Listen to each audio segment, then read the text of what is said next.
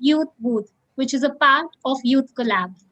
I'm Ashna Taneja, and I'm associated with Labhya Foundation. We also have with us Sultana, who is associated with Head Held High Foundation, and Disha, who is a student studying in Bangalore. Youth Collab aims to establish a common agenda for Asia Pacific countries to invest in and empower youth to accelerate the implementation of the SDGs through leadership, social innovation, and entrepreneurship. It is present in over 25 countries in Asia and Pacific and in India. It was launched in 2019 in collaboration with Atal Innovation Mission, Niti Aayog. Thanks, Ashna. So we can all see how COVID-19 crisis has deepened inequalities, impacting India's progress. So this year, Youth Collab India will focus on youth-led innovations for COVID-19 recovery to build forward better on issues that are important. Each thematic area would have a dedicated interactive session like the one we have now, a youth booth, wherein young people like you would have the opportunity to hear from experts. So in today's session, we have three experts with us who will talk about youth-led innovation for education and skilling. Our first panelist today is Mr. Manik Roy, the co-founder and chief executive officer of Symbol Education Foundation. Our second panelist today is Mr. Mathanmi Hungyo. He is the co-founder and director at Recognize, Rise and Empower Association, and he has also founded Teach for Northeast Initiative. We also have with us Ms. Vrinda Loiwal, founder and chief executive officer at Center for Social Emotional Learning. It's a pleasure to have you all with us. Thank you so much for joining. So before we start with the session, I would request each of the speakers to quickly take us through what you've been doing in your area of work. Vrinda, if you could just start. Sure. Thank you so much for this introduction, Sultana. It's a pleasure to be here with all of you. So I'm the founder and CEO of Center for Social Emotional Learning, and primarily we're a learning design company that focuses on building social emotional skills for learners of all age groups. We create curriculum, we create assessments, pedagogy, and most of this is focused on making well-being a part of all learning processes, whether it's in families or schools or textbooks or wherever. And that's what we've been up to. Great. Moinak, if you could just give us a brief introduction about your work. Thank you. Thank you so much. First of all, thank you for the opportunity to be here, and it's great to speak, to be on this panel with friends Vrinda and Mathanmi. So it's comforting to have two friends around. Uh, so I work with a foundation called Simple Education Foundation, which I am also fortunate to lead at this moment. Our work primarily is in the area of government school transformation. So we work with government schools to ensure that all the aspects of the school are working in a way that the school is uh, on the path to achieving transformational outcomes for the children. So when I say transformational outcomes, what does it mean?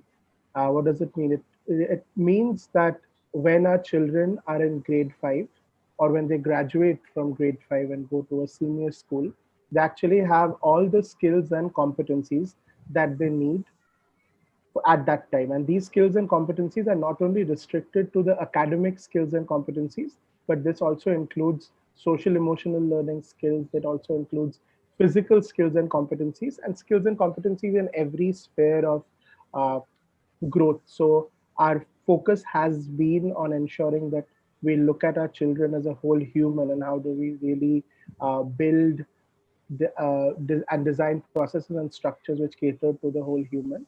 And one of the lines that really stands out to me in our student vision, the entire student vision, I feel stands out to me. But one line that I want to really sort of talk to you all about is we want our children to act in alignment of their head, heart, hand, and soul in service of all beings.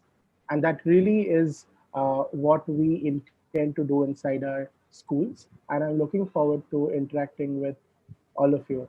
Thank you. Over to Mathanmi. Thanks, Manik. That was wonderful. Mathanmi, if you could just take us through your journey and area of work.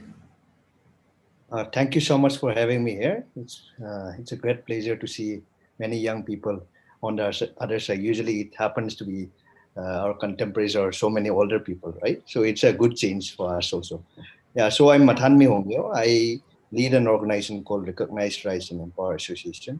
And then since today we are talking about education, I will focus more on the education vertical that we are currently working. So we had just launched Teach for Northeast, and then we are working on the classroom outcomes and student outcomes, and then creating that accessibility for our students to have a good quality teacher for the first time in their life. So that is where we are starting. And then our vision is that one day our students will ultimately take ownership of our place, which is in such a brokenness state in the whole region. Right? So that is our vision. So we will, as we talk on about the journey in the coming time, we will discuss more about, and I will be sharing more. Thank you. Sure. Thank you so much. So before we proceed, I'd like to request all the young audience, if you all have any questions at any point of time, please feel free to write it on the comment box and we'll be taking it up.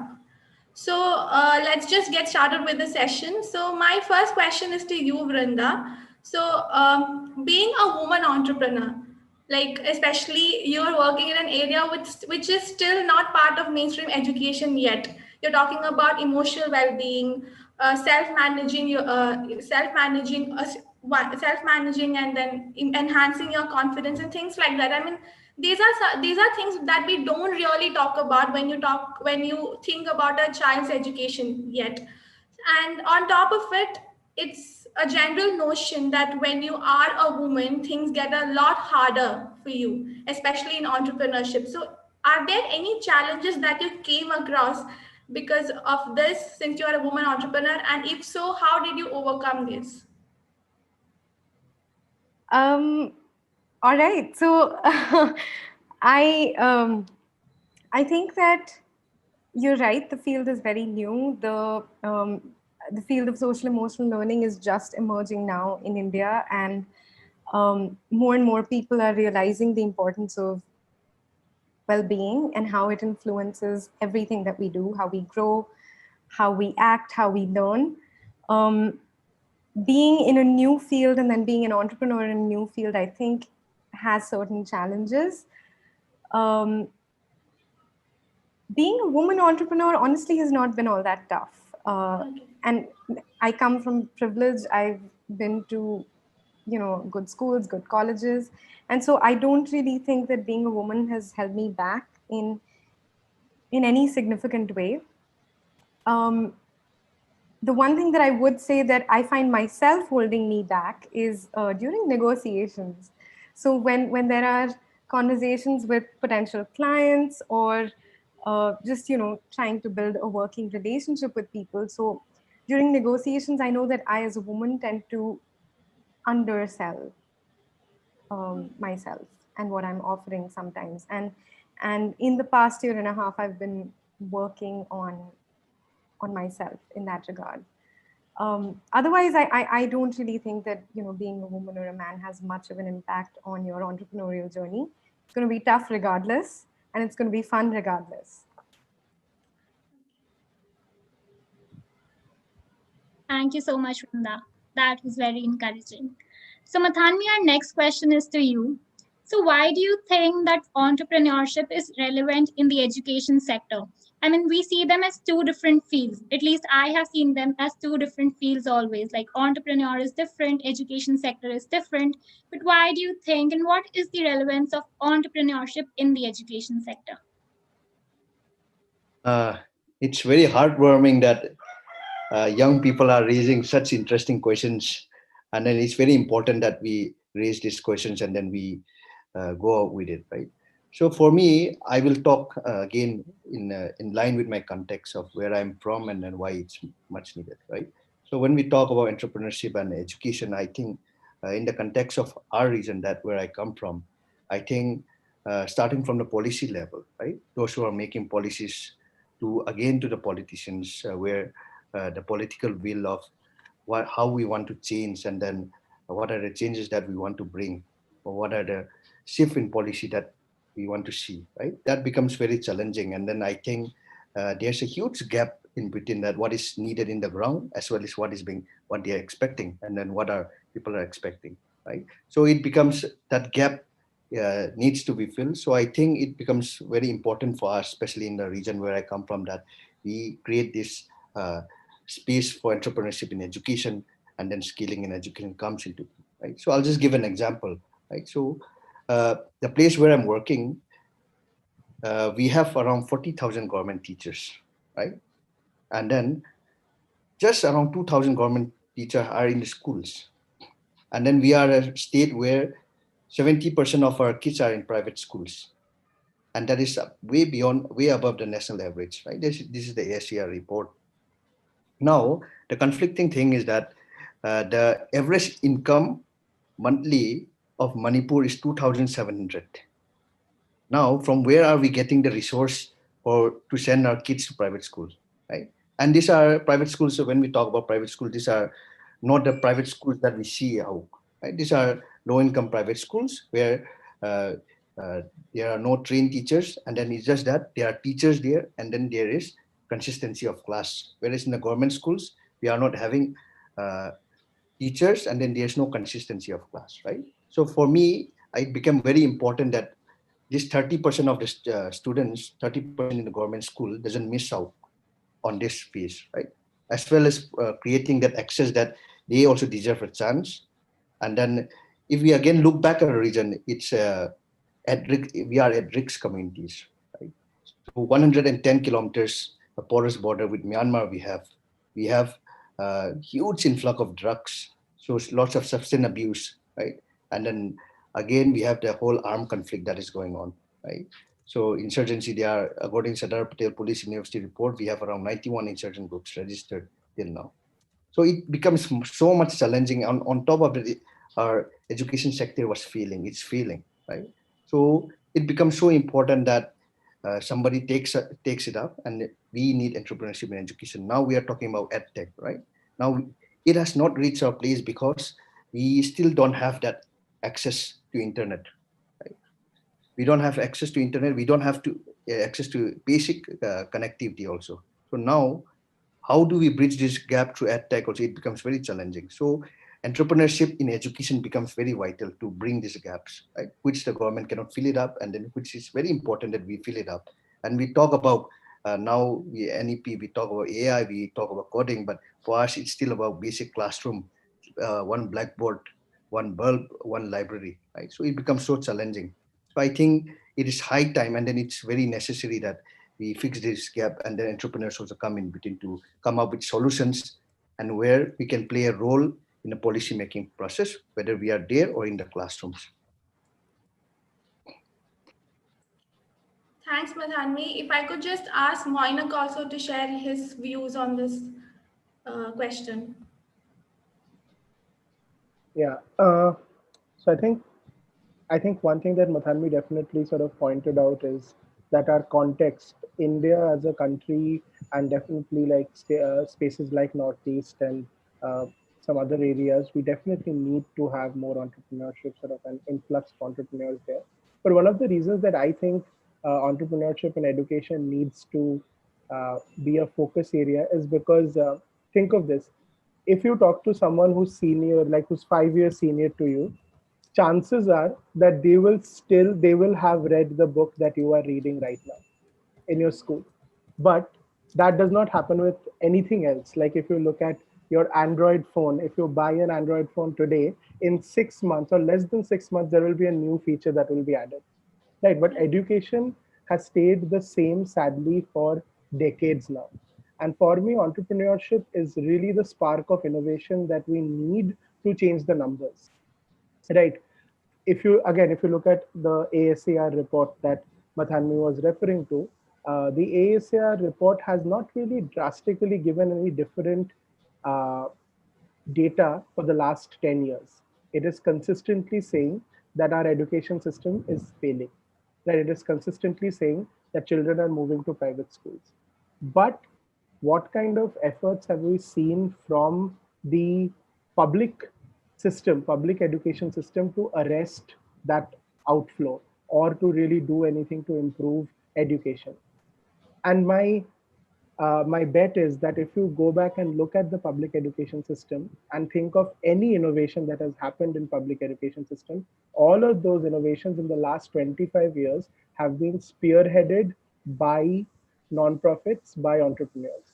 Be it in the late 70s, be it the Blackboard movement, which ensured that every class has a blackboard, or the Hoshangabad Science Project, which ensured that some amount of critical thinking comes. And these are things that happened in the 80s, early 80s. I wasn't even born then, right? To the kind of work that Pratham is doing, SCF is doing, all the other organizations here is doing. The organizations which work with government actually build in the innovation muscle in the government. And which is why I feel, and also for other schools and other education sector, the innovation muscle comes from entrepreneurs. And that's why we definitely need to have strong and more entrepreneurs coming in to do uh, deep, meaningful work with children, for children. Thank you so much for sharing your thoughts, Moina. So, Vrinda, our next question is to you. So, as we know that emotional intelligence is a new and budding concept, so why do you think it is important for our youth today? Would you like to share your thoughts on that? Sure. I think one of the things that COVID has done has really thrown into light why we need to focus on emotional intelligence and well-being. I am sure that all of us here, even on this panel and otherwise, have experienced some level of anxiety, some level of sadness, some level of uh, despair during the last 6 months of the lockdown, some level of loneliness, and now more than ever, I think people of all ages are realizing that we need to have skills to manage our emotions when we're feeling any of these tough emotions. Um, why is it important for youth? I think the best time to learn things is when you're young. Just as we learn math or science, we need to learn how to decipher what our emotions are telling us. Emotions are important. They're always communicating important information about your body, about where your mind is. And you use that information, you need that information to do better in life, to adapt to a stressful situation. And yet, mostly how we've grown up, right from, like, if you look at a preschool or a family that's talking to a 3-year-old, right from then, boys are frequently told, you're a boy, don't cry. Or something of the sort that will suppress emotions. And unfortunately, suppression leads to a lot of problems later.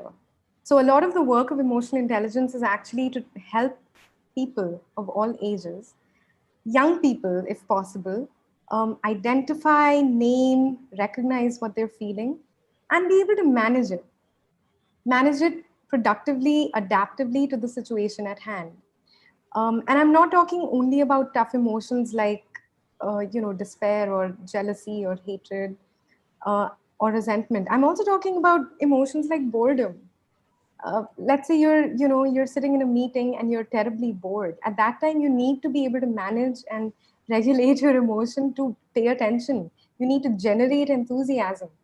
So sometimes heightening your emotions or lowering the intensity of emotions as the need may be, both are important.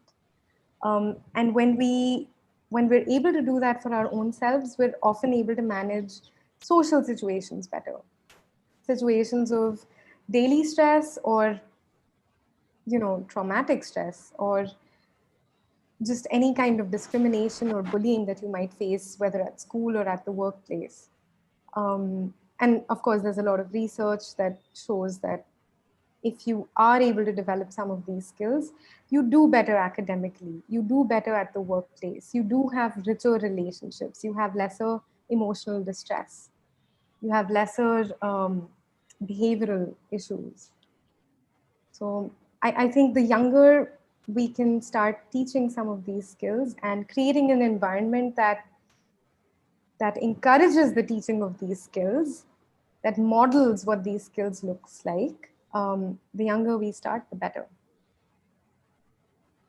Thanks, Vrinda. That was wonderful. I mean, personally, also, I can relate to how tough it becomes at times to just express what you're feeling. Sometimes it's because of loss of words. Sometimes, just don't feel confident enough to let it out. So that was really helpful, Vrinda. My next question is to Mathanmi. So, growing up, how it has been, and I am guessing the situation is still the same. When a child is asked, "What do you want to be?" It's always a doctor, engineer, IPS officer, something like that. Okay. Being an entrepreneur, I don't think it's still an option, or it's still not given as an option to a child growing up. And my guess is that the situation is still pretty much the same. So, what can we do, or what can we as young entrepreneurs do to motivate others to be an entrepreneur? How can we cultivate entrepreneurial mindset among students or young minds? Yeah, the questions are becoming tougher and tougher, but yeah, thank you. So I will just share an experience of mine, right? So after my master's, I was supposed to take my campus placement or to go for my further studies abroad, right? And then suddenly I packed my bags and went back home to start the work. Now, the biggest struggle for all of us usually starts with family, right? How do we even convince our family? And this was like I was 23, right? And then I came home, and then uh, what I'm going to do and how I'm going to do, I shared with my family. And then nobody was very interested with it because they were expecting me to do so many other things, right? Or then get a job, settle, or move away from this place, because we don't see much young people coming back to our state, in a state like Manipur, right? The better the opportunity you get outside, you just go out and live, and then your life is better there because of the huge uh, underdevelopment, conflict, and so many other things that is happening in the state. And always parents advise that we should go outside. So that was a huge challenge for me. But what I have realized with experience is that I think it's important to continue the work what we believe in. So the small but sustainable change, right? The small but sustainable change that was visible, I think that plays a big role. So when I first come back, I didn't. Many of the students, many of the young children were not looking me as role models, right? Example, they were looking at someone who is an IPS officer, someone who is an IAS officer as role model. Now, 3 years down the line, I hear many young students telling that I want to do something for my place or for my region, so that at least life gets improved and our region gets developed and it gets better. So I think it a lot comes with experiences and what you are seeing, what we are exhibiting in the field, as well as to the students, right? So even students also, I think, one advice would be that uh, it is it is challenging, right? It is where your own boss. You make a lot of mistakes, but you learn from that mistake, and then you are able to work towards what you want to see. And then I think it's very fulfilling also, right? So I think uh, it is entrepreneurship and innovation. I think ultimately it's a game changer that I think we can do so many things with it, leaving aside the conventional jobs and other things.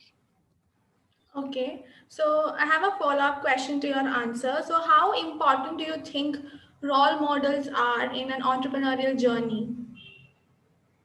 Yes, it's very important, but I think role models, in the sense that the direction which we are giving, the vision that we are showing, I think that becomes very important, and that becomes very challenging also, because uh, the scrutiny, the level of how a person is watching you, right? That also becomes very heightened, right?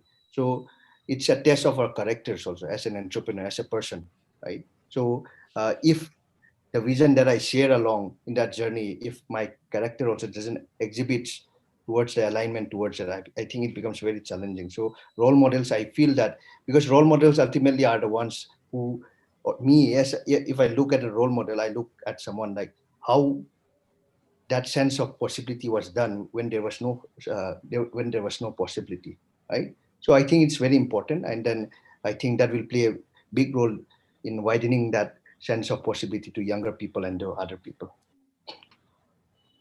Thank you for beautifully sharing with us, Mathanmi.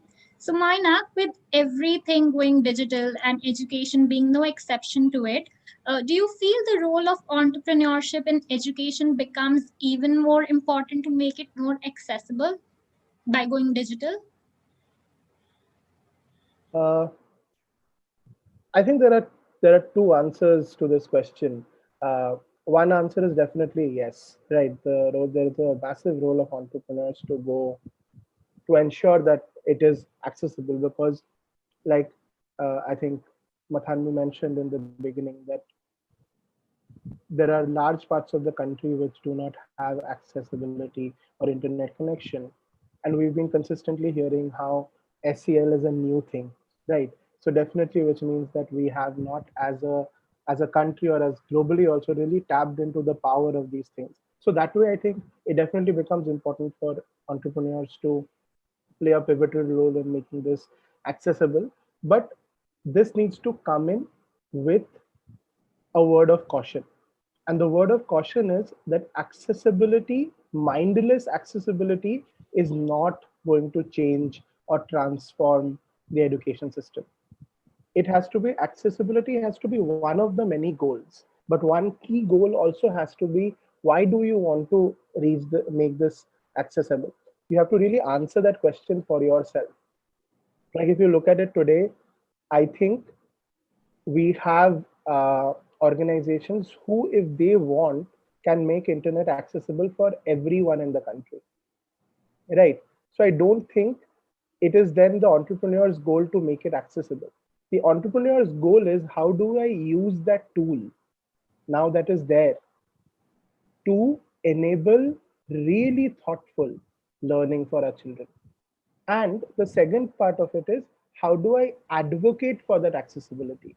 Like, how do I ensure that I'm actually talking to the right people, I'm pushing the right buttons to ensure that uh, Manipur, Kashmir, Uttarakhand, and all rural parts of India have internet connectivity. And internet connectivity, not something which will take like ages to for you to load a page, but which will be fast, which will be useful. So I think both of it has to go hand in hand. Uh, and where this reflection comes in from is the way India has pushed for accessibility in education. Today, 99 point, I think 4% of Indians are actually enrolled in a school. But the data on learning is very different, right? And that is when, as a country, we just mindlessly went ahead with, we will open schools every 1 kilometer for a primary school, and every, like, I think 2 kilometers for a primary school and 5 kilometers for a high school. And that brought us to a space where our children cannot read a grade 2 text. So accessibility has to be balanced with meaningful and very purpose driven work that accessibility enables. Otherwise, it's just, I don't know, it's just everybody having the internet, and we already know the ill effects of internet, right? So everybody has internet, does not know how to use it, and then we actually have a bigger, for a lack of a better word, monster to work with. So you don't want to be in that position. So as an entrepreneur, uh, my advice would be, if you're thinking of accessibility as the challenge you want to solve, be really careful how you use that and what are the after effects of that accessibility. Thank you, Thank you so Moina. much. Yeah, so my next question is to all panelists. In fact, Mathanmi has already taken us through what the role of a role model is for an entrepreneur. But how do you think mentorship plays a role? What is the relevance of mentorship for any budding entrepreneur? If Vrinda, you could start. Sure, sure. I actually love this question. I think mentorship is crucial. I know that I would not be able to get up 8 times out of 10 if I didn't have mentors every time I failed. And I really mean that, because I think entrepreneurship is tough because it's rife with a lot of mistakes that you're going to make and realize only later, a lot of failure in the form of rejection. You're going to make proposals, people are not going to respond. And people will respond if you're lucky, and you'll get a yes or a no, but mostly they're not going to respond, and you're going to be like, you know, am I doing something wrong? So I think entrepreneurship is a journey that can get lonely that way, and it is rife with a lot of self-doubt. And it is in those times that I have benefited from mentors, whom I can trust to give me the truth. You know, that, okay, this is what you're doing correctly, and these are your strengths, and this is how you can use your strengths. And this is where you're not using your strengths. And this is where you're, you know, misdirected, you're misguided. Um, I feel very lucky that I've found a few people that I can trust with that truth, um, that they're going to give me the truth when I need it. And so I really, I mean, I really owe it to my mentors. And mentors can be like one of my mentors is my age. One of my mentors is double my age. It really can be anyone that you can have a trusting and um, a relationship of guidance with. Yeah. Thanks, Vrinda. Mathanmi, if you could share your views. Yeah, like Vrinda was saying, I think it's very important to have some mentors and someone. I think most of the times it becomes very hard when you're faced in a situation to tell the truth, right? So it's about, and then to have that wisdom to tell what is right and what is wrong, right? So there are many challenging things in the journey of entrepreneurs, right? One aspect is that there are many gray areas which we have to deal. So I think in those gray areas, it becomes very important that the people closest to you tells you what is right and wrong, to have that wisdom, right? So which many a times are you alone, like Vrinda was saying, it's a very lonely journey, and sometimes it's very hard to comprehend and then to understand why and how it's happening. So I think it's very important, and to sum it up, it becomes very challenging also. So mentorship is very important, and to have the right people around you to have that wisdom to tell you what is right and wrong, I think that becomes very crucial. Manik? I think they've mentioned everything. I definitely feel a mentor is very important. One thing that I would add is also having a coach if you can, uh, because I think for me the distinction between a mentor and a coach is a mentor who has knowledge around the work that you are doing and hence can guide you in the work. But entrepreneurship is actually much more than just the work that you are doing. So uh, as an entrepreneur who works in school transformation, my role is not limited to just having immense amount of knowledge on school transformation, but also on how to run a team, how to lead an organization, and things like that, and for which you actually need a very different kind of a mindset. uh, and not a lot of people actually, we don't get to learn those mindsets anywhere. So I think that those are the spaces where a coach really helps. A coach really sort of understands the mindset that you need to be operating with to tackle situations which actually go beyond what we call subject matter expertise. So yeah, I think that's one thing. And also probably knowing that through the phase of your journey your mentors will change. So because at different phase the organization and you as an entrepreneur need very different kind of feedback, very different kind of questions, uh, and hence always knowing that what is that I need at this point, and who is the right person who can enable me to unlock that. So I think that's very, very important. Thank you for sharing. So we have received one question from the audience. I'll quote the exact question. I am an introvert and I find it difficult to pitch my ideas. Would you have any advice for working on this? Moinik, if you could just answer this question. So I think I feel like there's a thing with pitching, right? Pitching is too large a monster that we've created out of it for us to tackle, right? The first thing I would say is don't go in thinking that this is the end all or be all of my organization or of my idea, right? Uh, and the second element is always go in thinking of sharing that I'm going to share about something that I'm really passionate about, I'm really excited about. I think that is very important. Uh, we often get bogged down by business model and M&E and this and that. But first, find a story that. So I am actually not the right person to tell you the introvert out of this because I am personally like on the extrovert spectrum. I'm probably on the super extrovert space. But I would say that what has helped me pitch more confidently is that finding a story that I really care about and that I want to share with everyone, that I'm excited about.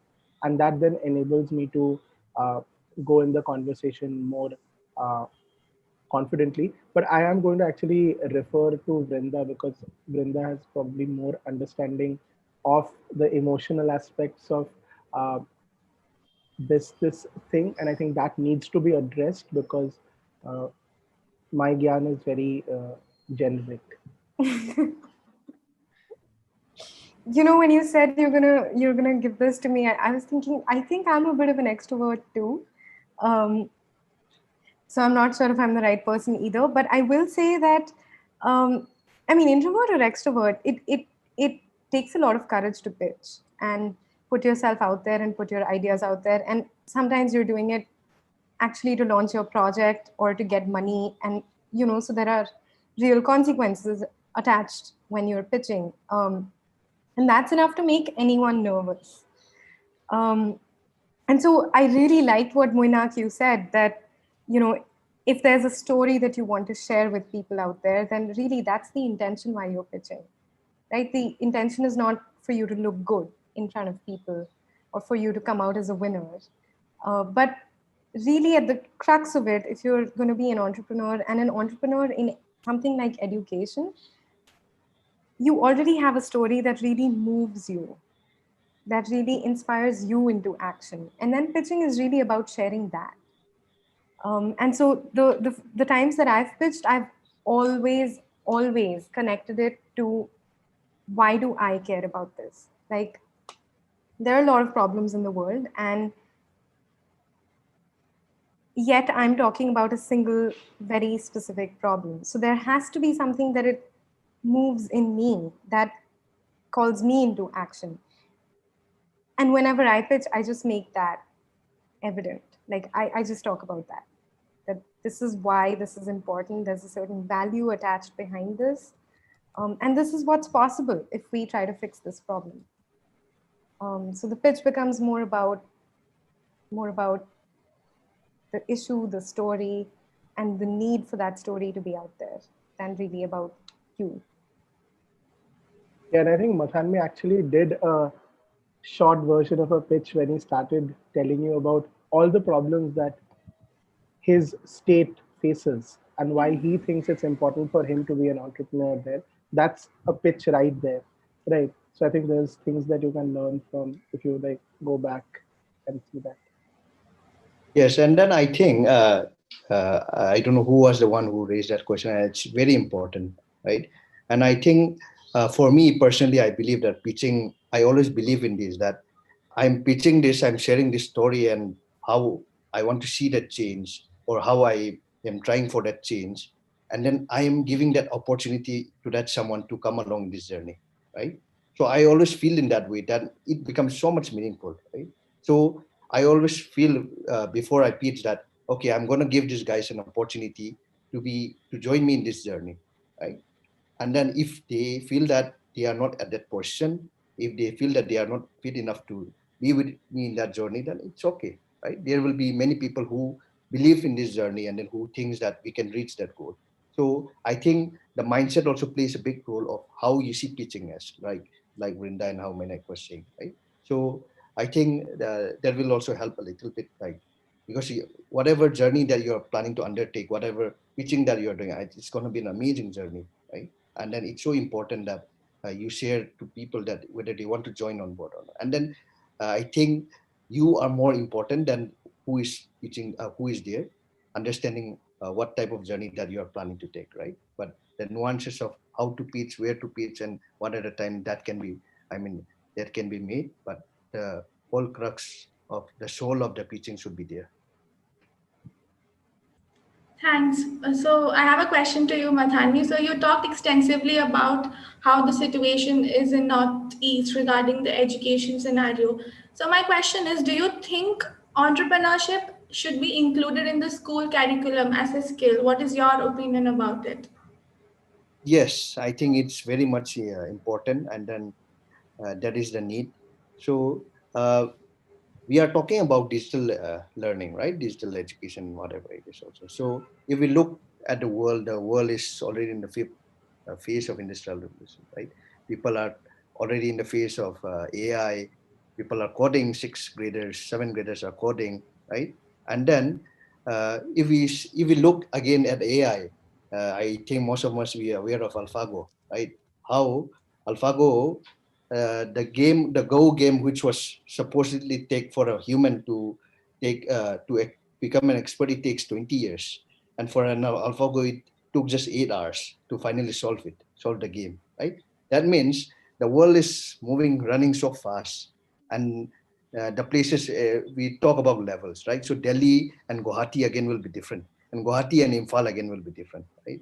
So we are at different stages, and the places where I come from, the place where I belong, we are still talking about having access to teacher.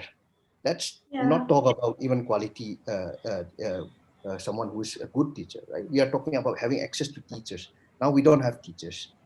We don't have maths or science teachers. So that is the challenge for us. So for us, again, digital learning or something of, we talk about AI or other, so many other things, it becomes a huge pipe dream, right? When we don't have even proper classroom and proper teachers. So I think the priorities of where we want to start and how we, at what levels we are, and coming back to Vrinda, when we talk about social emotional learning, right? Ours is a place like we have had Arm for Special Act since 1956. It has been decades of this huge thing that is happening, right?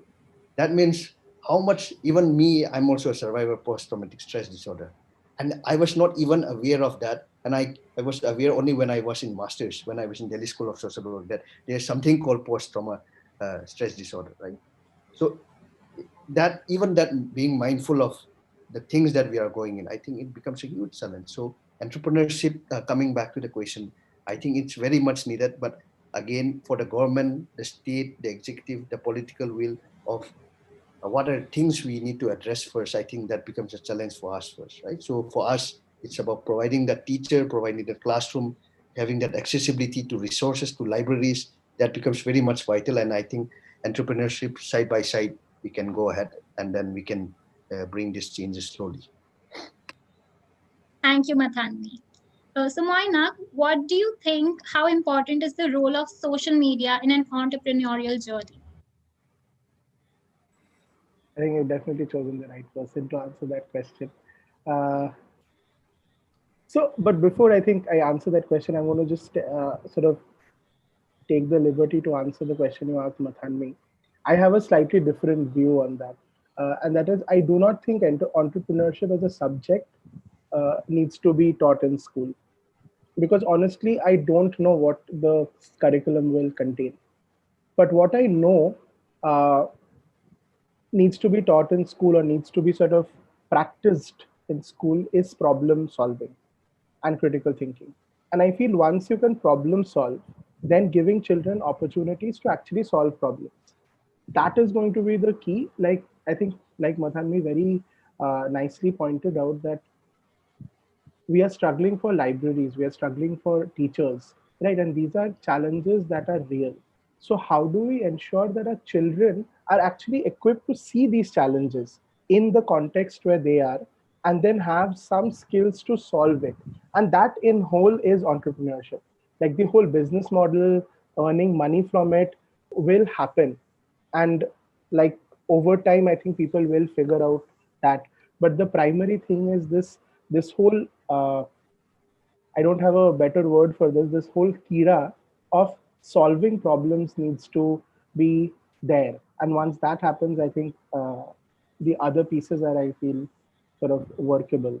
Now, coming back to your question of social media, I think it's a space, and like everyone says, that social media is a boon and a bane at the same time, right? How you use it is how it works. For me, I have been using it extensively to meet more people who are like me, who are doing the kind of work that I'm doing, or who are interested in the work that the kind of work that I do. uh, and also I use social media a lot to talk about our work.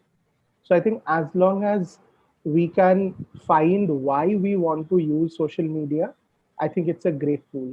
And to be honest, a lot of my fundraising also has happened in the initial years when our budgets were not very high. A lot of our fundraising has happened entirely through social media, through Facebook, Twitter, Instagram posts. So I definitely feel that social media is a great tool, but uh, we have to be aware of how we uh, use that tool and why we use it. So having that sort of uh, clarity in your mind, like the theory of change of using social media as an entrepreneur, needs to be very clear. Uh, and I think then it's actually fabulous. But don't get like sucked into it, because it's a rabbit hole that is difficult to come out of. Thanks, Manik. That's true. I think we all agree to it at some level that how bad social media can get at times. So my next question is to all of you, in fact, because we have an unprecedented situation at hand, which is called COVID-19, and suddenly everything that we thought the way it would work, it's not working that way, and we are constantly trying to adapt to this new normal, or new abnormal, if I may say so. So, how do you think education sector will adapt to cater itself to this challenge as well as to the future of work? Any of you, please go ahead and share your viewpoints.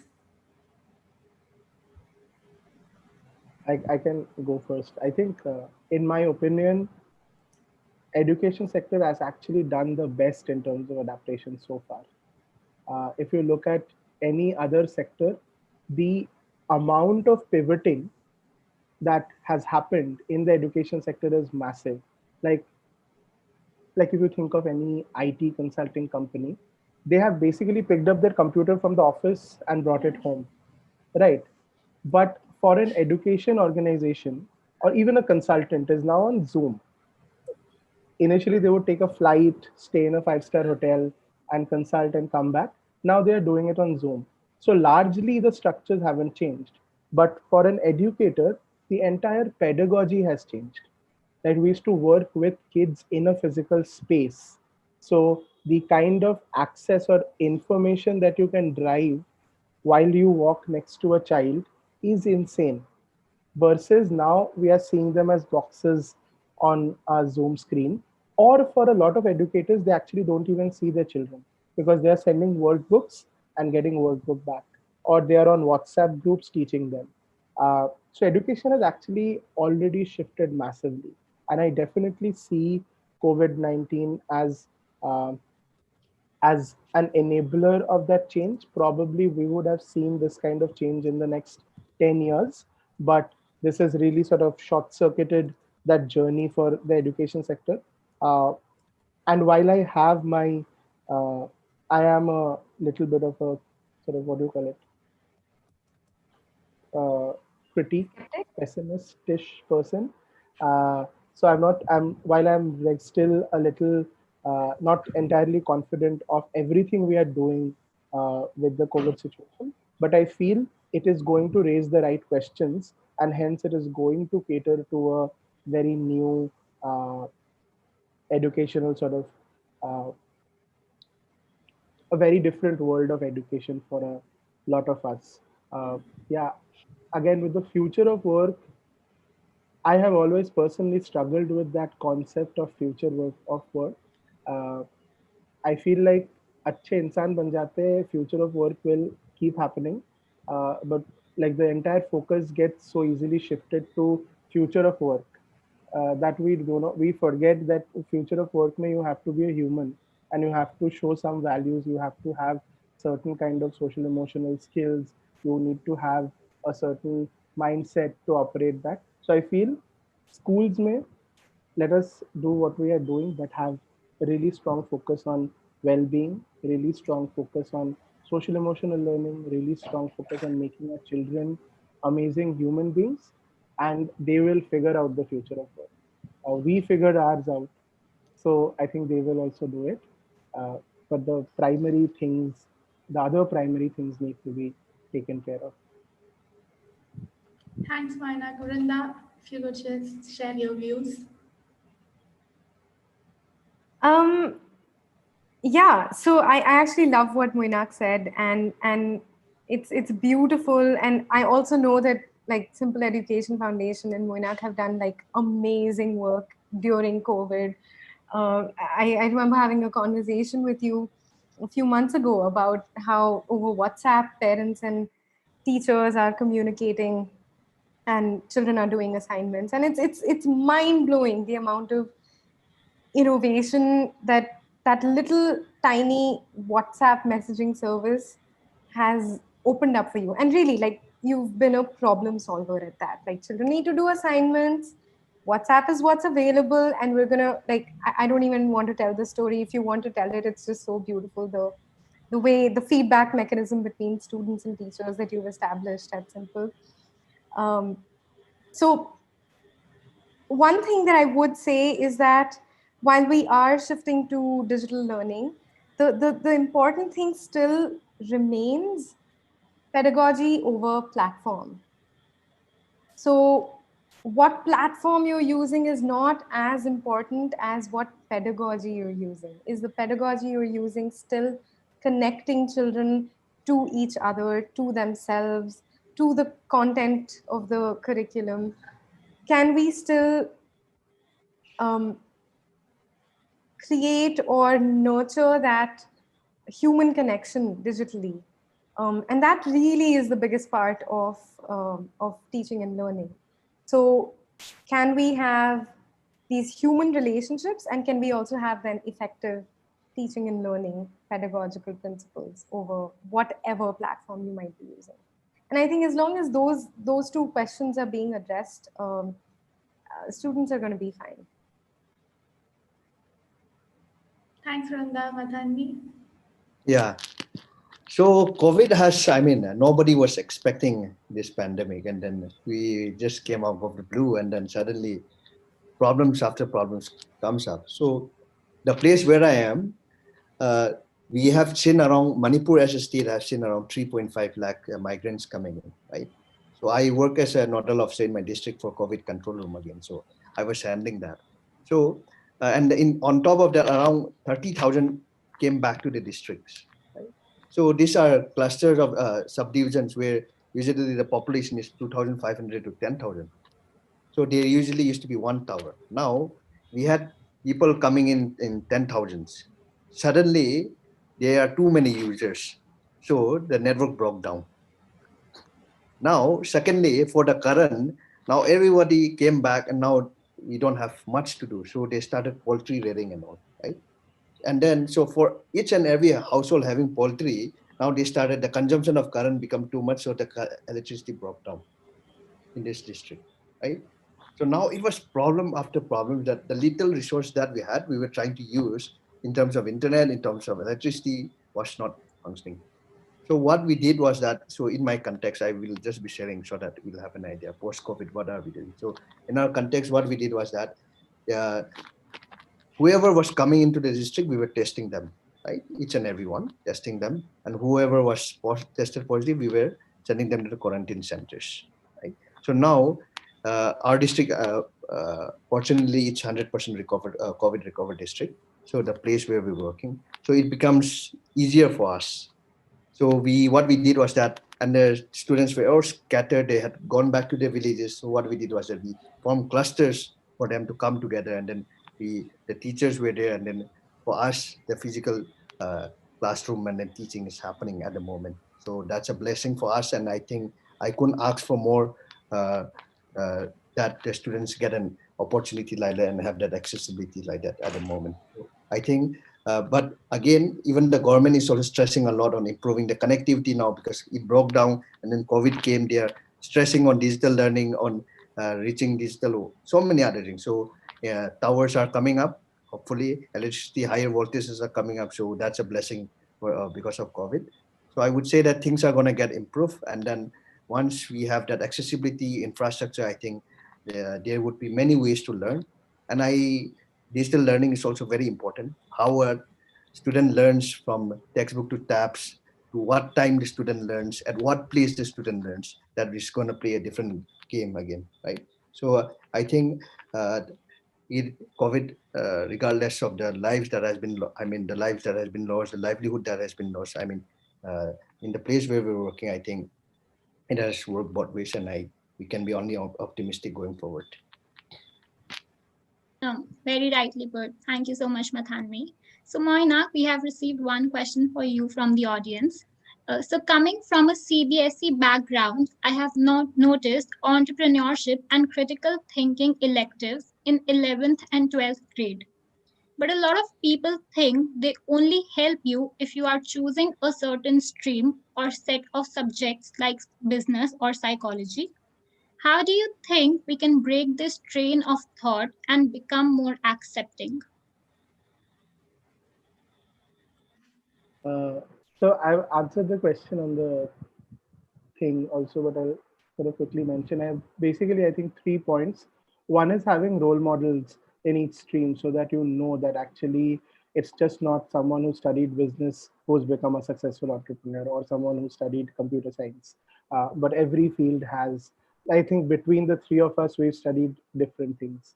So that way, I think that's one piece. The second is, I think, enabling children to see the success pathways on taking or choosing different or making different choices. I think our children do not get to see that, uh, and they are driven to certain choices. So just enabling them to see those success pathways. And the third thing, which is also, I think, uh, a response to one of your previous questions as well. I feel that there needs to be an ecosystem of entrepreneurs, an ecosystem for entrepreneurs. Right now, why parents are not willing to make their children entrepreneurs is because there's no safety. Like, tumhe pata, if you become a doctor, parents and everyone knows that here five things will happen, and hence this person will have money in their pocket and will live peacefully. Or if you become an engineer, then these will happen. Lawyer, these will happen. With entrepreneurship, we don't have that sense of safety, because it is a sort of a space where you're taking a risk.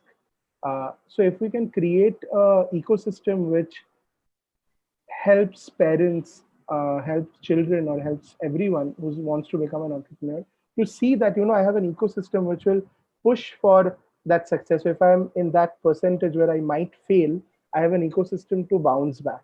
Uh, and I think that's also a responsibility for uh, entrepreneurs like us. And also, the I think this is a great, where we're speaking right now, these are great platforms to uh, sort of incubate that kind of an ecosystem so that it becomes easier for people to take that leap of faith. Okay, so with this, we come to a close. Thank you so much for joining today and sharing your amazing journeys with us. I'm sure you have inspired many youth. To those who are watching, please apply to Youth Collab to become awesome like these three change makers. The link is in the description. Have a great evening, everyone. Goodbye. Thank Thank you. you. Thank you.